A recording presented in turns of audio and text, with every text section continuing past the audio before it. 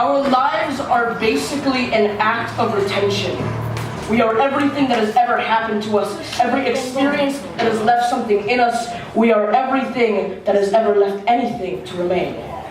She was the result of late parenting, fully done with raising her older brothers. Her parents retired by the time she needed them. Raised with lack of care, she grew up expecting it of the world and those she loved and even married to it. They were the outcome of emotional misunderstanding. When you are locked away with your feelings, you learn to lock away your feelings.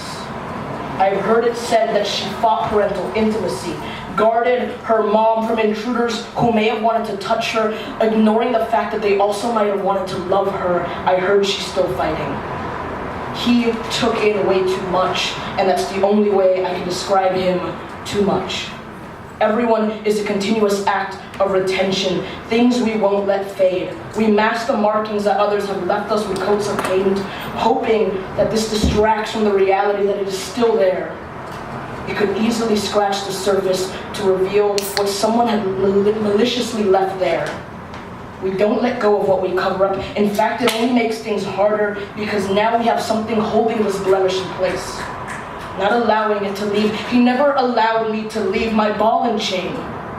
The first person to convince me that I could get married and have kids, and by that, I mean he made me feel obligated to him.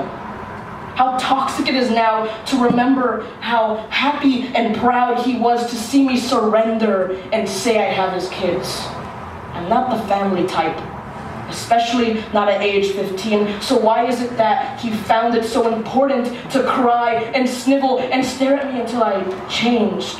Whatever he wanted, whatever he needed me to be, whatever kept me from being what supposedly hurt him, as something as simple as having a differing opinion. It's been 6 years since I met this boy, and I call him a boy because I refuse to refer to him as a man. It's been 5 years of him finding it necessary to remind me every few months that us breaking up is my fault. How my mental illness was a burden on him, how me trying to handle it on my own was a strain for him. I am an act of retention. I have held the damage and the words and the looks and the hits and reformed my mentality in a process to retain my sanity whilst remembering to hold against everything that is all still too present. But my defenses were offensive. And offensive as the day I told him I couldn't stay. Not because he hurt me, no, not because emotionally manipulating me became part of his daily routine. I left to protect him.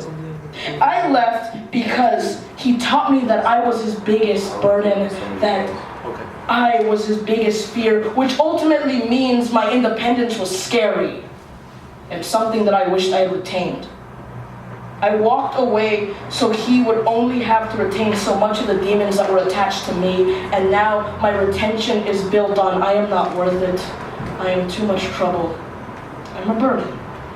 I still see myself covering up the marks with makeup and cheap paint, hoping that it is enough to wash it away, knowing it won't be, until I remove what I have covered it with and allow my past to breathe and then go. This was not written for anyone here today, but just for me. Maybe saying it aloud will constitute an obligation to heal and remind me that 6 years of knowing this boy is enough. I do not ask for sympathy, and I definitely don't ask anyone to empathize with me. All I ask for is understanding, to see where my retention stems from. My act of retention is one of survival.